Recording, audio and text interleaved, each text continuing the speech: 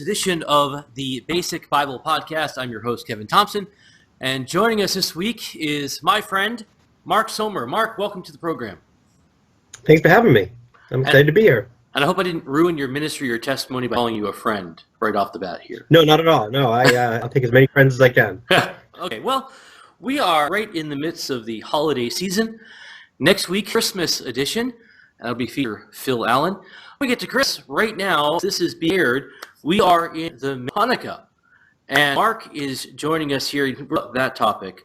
So, Mark, tell us. Well, for a guy like me, I grew up in a pretty Christian home, and I wasn't really exposed to too much Judaism, except I have a weird memory of sitting in a public school room, spinning a dreidel, and eating potato cakes. Outside of that, I don't recall much. So I remember growing up thinking Hanukkah was just something that was made up because the Jews had rejected Christ, so they can't celebrate Christmas. So they wanted to celebrate something. And so Hanukkah was just but that's as far from the truth as you can get. There's some truth to that. And where the truth to that is in Hanukkah prominence. Because in reality, anybody who's honest, Hanukkah is really not that big of a holiday in the Jewish calendar. There are much more holidays, Rosh Hashanah in the fall and Passover in the spring. Those would be big ones. Yes, and again, I quantitatively, but if there were no Semites, Hanukkah would just be a blip on the calendar. It covers an event that's not even in the Jewish Bible. So while it is important and it is amazing, it's wonderful. It certainly doesn't have the. It's sort of like the Arbor Day of Judaism. It's not like the biggest holiday of the year, But it's in December, and all the Jewish kids, something pretty with gifts. I think that people talk about it so much. Sure. Well, okay. What exactly it is celebrated, and to any degree, and talking about it many years after. Okay, sure. The Old Testament, the Hebrew Bible, ends with and you've got prophets, and you've got people returning to Israel after they've been taken away. And then I'll start the New Testament.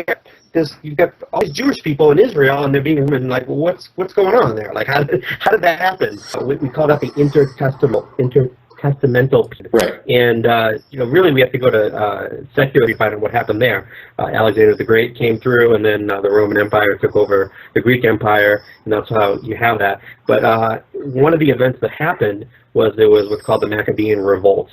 And so then when the Greeks came in and took over Jerusalem, they did something abominable. They went into the Jewish temple, and they ransacked it. And if that's not bad enough, that we have Gentiles in the temple, but they even slaughtered pigs to their gods on the altar of the the most holy of holy. Right. So against great odds, the Maccabee family gathered an army and kicked the Greeks out and rededicated the temple to the Lord. And that's why Hanukkah is also called the festival of vacation, because they're dedicating the temple back to the Lord. Right. So it's a typical kind of Jewish holiday, which is the bad guys who hate the Jews came in, they tried to kill us, God protected us, we win, let's eat. That's kind of how almost every Jewish holiday goes. They tried to kill us, God protected us, let's eat. And that's sort of how Hanukkah goes. It's to celebrate the rededication of the temple. It's also called the Festival of Lights because, and again, I don't know if this is historically accurate or not because it's not in the Bible, so we can't say that this is exactly what happened. Right. But allegedly, the story goes that it takes 8 days to process oil properly, according to Levitical standards, to light the eternal light that's supposed to be lit at all times in the temple. And there was only 1 day's worth of oil for that.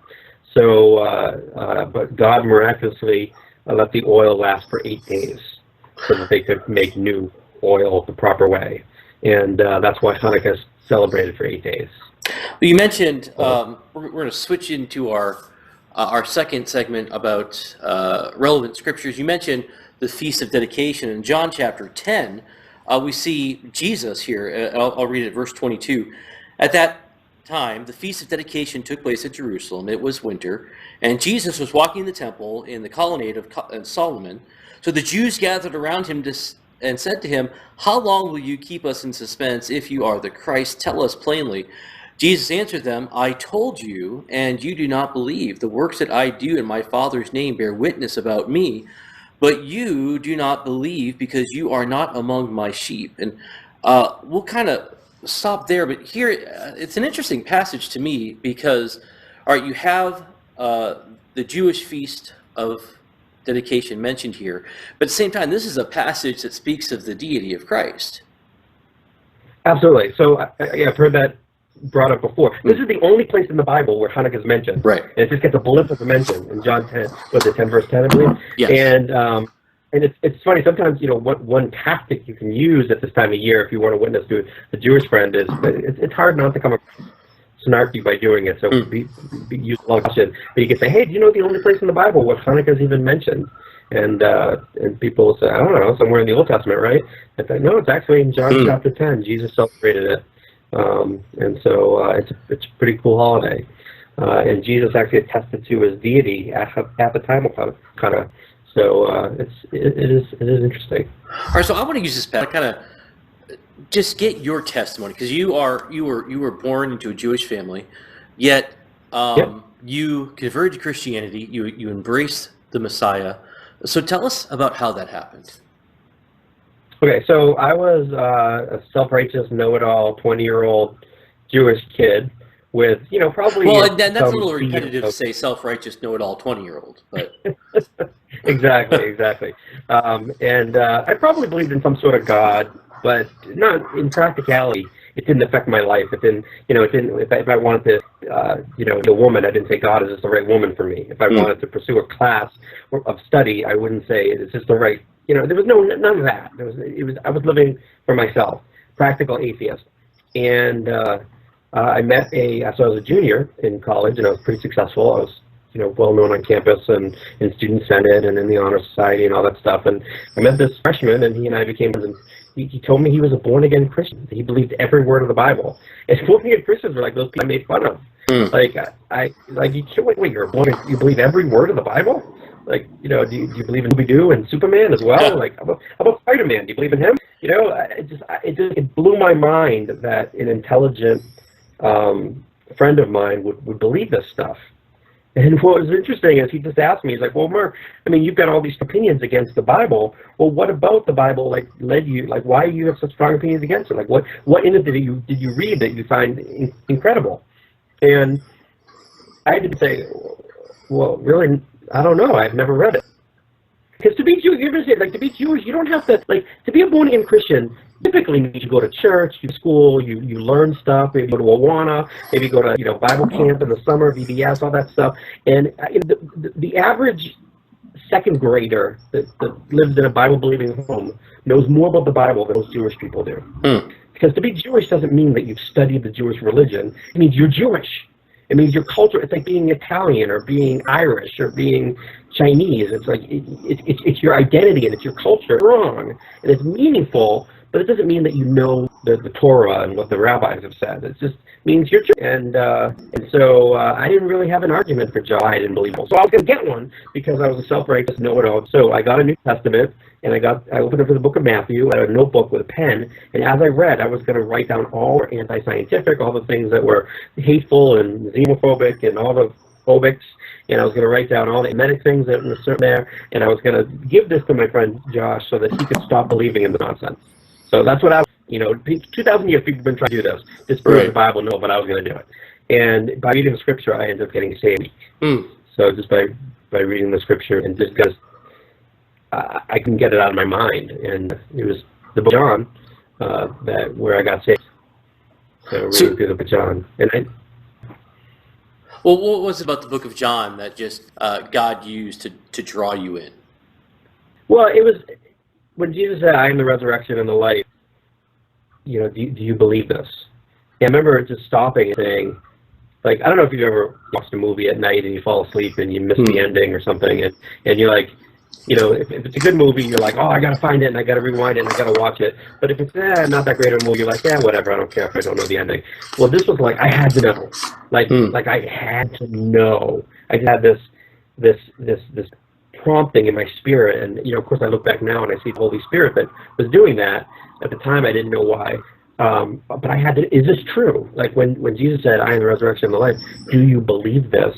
It was almost like as if he was like saying, Mark, do you believe this? Yeah. And I had to make, and I knew it would change my life. Like I knew it at the time. And I knew it had nothing to do with whether or not I was Jewish or Gentile. It didn't matter. Like if Jesus is who he says he is, then it's true for everybody. And I'd already gotten far enough in the New Testament to see that almost everybody overwhelmingly was Jewish. That was a big surprise. Like everybody in the New Testament, it's a Jewish book. Jesus was Jewish. All the people were, the Gentile woman wanted something from Jesus, and he said, no, I only came for the lost sheep of the house of Israel. And she said, well, even the dogs get this, what falls off the master's table. And I'm reading this, like, this blows my mind. Yeah. This isn't what I expected at all. So it's just very bizarre, but when he said, do you believe this? Well, let me ask you, believe. Another path people like to turn to, we're talking about Judaism and Christianity, would be Isaiah 53. So as a Jewish Christian, how do you read through that chapter? How I read it now? Well, it's obviously prophetic, and it's a passage I use a lot with Gentiles, with anybody, because whenever anyone says, well, how can you believe the Bible true? Why not just believe the Quran? Why not just believe, the Hindu Veda scriptures? Why not believe something else, the Book of Mormon? And I'll say, well, because here's what's unique about the Bible. One of the things is it says things thousands of years before it happens. Isaiah 53 was written probably, about 700 BC, approximately. Any honest reader of that sees, that could have been New Testament. And that's how we know, because human beings you can't predict things 700 years ahead. Imagine 700 from now, like in the 400 or so. 1400, and people writing about Patriots fans talking over the computer. That's crazy. That could someone in the year 14. But that would be what Isaiah 53 is. And then there's not just Isaiah, there's Psalm 20 where it talks about crucifixion. There's so many. When I look at it prophetically, word of caution that most Jewish people know what Isaiah 53 is. Well, meaning this is like, I'm just going to share 53 in my Jewish, and they don't learn expositional teaching. They know what Isaiah is. They won't know what is this. You almost have to talk to them as if you're talking to someone who's reached. So I'm curious what you would look at. You said most wouldn't, but I mean, surely there who have read referred to as, I can't do this and not Jesus, but that's what I've been programmed to do as a Bible. I've never even considered other possibility but Christ. How would I look at this passage? So a lot of times what the rabbi is interpret Isaiah 53 in Israel. It's like instead of a person, it's sort of going to suffer. And Israel has suffered. Look how Israel, the Jewish people, for the years. The problem with vacation is it says that the feet in his mouth. It talks about a perfect lamb suffering. And Isaiah has 52 chapters, railing Israel people and how awful it is. So it's just not interpreted as Isaiah 53 referring to Israel. What they typically do is they just don't let people read it. I mean, that's what happens is, in most circles, if you do go to Orthodox synagogue that actually split up the Bible into two parts, and every week they have a portion, and it's predictable. Here, what is we're going to read? Week number 8, this is what we read. It's like a liturgy, and Isaiah 53 just gets glossed over that liturgy. So they don't read it. I've heard call it the forbidden Old Testament. So, it's purity by obfuscation. Just tell people about it. Interesting. So, all right, we're in the midst of the season, and let's say I want to be a witness of my Jewish friends. What are you to avoid if I to be a good witness of Christ? Stay away from, or oftentimes the fear is do this at all. But what are some dangers to avoiding to someone who's Jewish? Jewish people, this is very tight, but they generally like, and they don't always know what they're talking about. I always look to Fiddler on the Roof, if you've seen that musical. Right. He's, Jan, and he's always quoting the Bible, he's always quoting it wrong. He likes to think of himself as knowledgeable, but he hasn't studied it at all. That's not far off from where I was. I had a friend, John, I said, Jesus, absolutely not. And he asked me, what about why? Like, what passage do you not agree with? And really, got me. So understand that people are clinging to their Jewish identity. If I believe in Jesus, I'm Jew more. I'm celebrating who lived through the whole, I'm shaming family, shaming this, and so what I tell people is, instead of answering your question about what to do, I'm going to what to do. Okay. Be very Jewish. That's not hard to be Jewish. So what I tell people, what's Jewish and believes Messiah? Abraham, Isaac, and Jacob would believe this. They wrote about it. King David, and don't expect them to know who Abraham, Isaac, and Jacob are, but they won't quote you any of what they stood for. They would see them as a kind of like we esteem James Madison, but most of us don't know what Madison stood on. Right. We know he was there. It would be very. So what I encourage people to witness to Jewish people, make the gospel very with this. Go say, wow, I love it because the Messiah is Jewish people. You're not being untruthful there. You go and say, hey, you Jewish people, God used them to bring the Bible. It's calling me. We're live, so that's the exciting podcasting. There we go. Let me shut my ringer off. To the Jewish people that we got the Bible. It's to the Jewish people that Messiah. Don't be afraid to mention that and them about Wicca. And they can be shaming them a little bit about it, and they might be a little jealous. You know more about their holiday than they do. Okay, don't point it out to them. Don't worry, you're a moron. You don't know much about your holiday. Just like, I just wanted to, as this person, what do you love about Hanukkah? What's great about it to you? Because I see in the Testament that Jesus celebrated it. So I want to know more about this holiday. Just to get your opinion. So you can be pro-Jewish. This person more excited about my religion than I am. You provoke them to jealousy with the book of Romans. So it's something. So what an amazing concept. You're saying that taking actual in people may be helpful in them. Imagine that. And let them talk. So that's the scary thing for a Jewish person. Even if they never go to synagogue, even know anything about the Bible, can't stop being Jewish. I'm Jewish. I'm going to be Jewish. Even if I don't marry a girl, even if I don't bring up my children Jewish, it's like an Italian. I'm a, it's just wrong. The product, and so the lie that the devil through, many years. If you believe in Jesus, you won't be anymore. Right. And that's absolutely ridiculous. Well, let's talk about some resources. People want to go into a little deeper and do some more research. What are some resources you would recommend? Eyes for Jesus is a social organization, and they have a lot on different things. So I would check out their site. And there's Arnold Fruchtenbaum is a writer. I've read some of his books. The late Telchin, Elchin, wrote a book, Trade. It's very readable. It's his testimony, and he just talks about how he got saved, and you see that betrayal, that fear that I'm betraying people, I'm betraying my family, and I think it really help understand the culture of why people. It's funny, a Jewish person. If I come home and told me I become a Buddhist, or I'm a Muslim, or I become an atheist, or I become atheist, they wouldn't. I'm into transcendental meditation now. I'm into yoga, all this stuff. They wouldn't have had any problem with any of that stuff. If I say that I believe in the Messiah exactly portrayed in the Old Testament, Jewish people lose their mind. They're like that. No, you can't do that. You can't follow Jesus. No, that can't be. There's a spiritual warfare reason why that is. Interesting that people don't care if you're agnostic or atheist. That's if you become a born-again Christian, man, watch out. I also caution people from getting too Jewish. What I mean is, I've seen even some of my friends over the years, they love the Jewish roots of their faith, and it's great.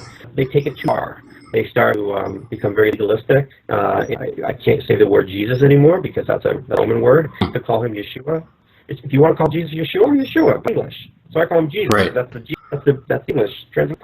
I don't Abraham Avraham, which is his Hebrew name. I don't call Isaac, which is his Hebrew name. I know Jesus because I speak English.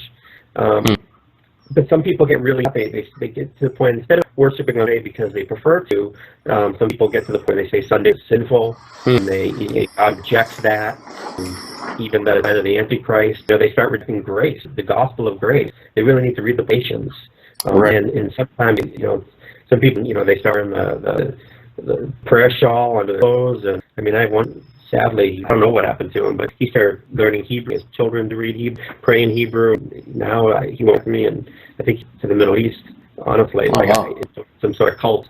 So be careful. I don't often identify myself as a Messianic Jew because it's a Baptist. Well, are you a Baptist? It depends what you list. Right. You know, the Westboro Baptists call themselves too. So, you know, you have to say what you mean by that. Yeah. And in the Messianic Jewish community, there are some good places to choose for Jesus. They're pretty, but there's some weird ones too. So be wary of that.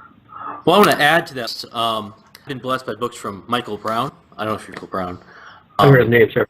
Done a lot of Isaiah 3 and other passages. Tends to be more charismatic than I'm comfortable with on these. A book I read back in college, Our Father Am by Mark Sohmer, is a fascinating kind of get the ground to what will be the New Testament. By Robert Gundry, and just you know, you just read from Malachi to. You skipped over hundreds of years history, and you don't really understand the New Testament. I mean, these Pharisees from you don't find that in the Testament. You don't find Sadducees, or you don't understand what the second's all about, and all of. But anyway, those are some good recommendations. And Mark, you've had a lot of stuff on your website. Tell us a little about -15.org. Well, it's luke-15.org because you know, sometimes I have like a favorite Bible verse. They call their light verse. Well, the 15th Luke is sort of my light verse. It's a verse that's used to, you know, time. Missionary work, so that's why -15. And I'm a theological pack rat. I like to, you know, anything that anybody, I put it up there. Everything on that site, I don't charge for any of it. And there's a resources page. There's a free resource you can click on, and actually quite a bit of Jewish stuff there. And all kinds of evangelism, theology, anything that I think will be used helps the church to be better ambassadors for Christ. I post. And I have freely ripped off a lot of your material to teach my class, so I appreciate that. Oh, that's awesome. All right, well, thank you all for listening, Mark. Thank you for joining us. And don't forget to check out our website at www.basicbiblepodcast.org and check us out on Twitter at Basic Biblecast. So share us with your friends and all stuff. Check us out on iTunes. Give us a rating, and we'll be back next week.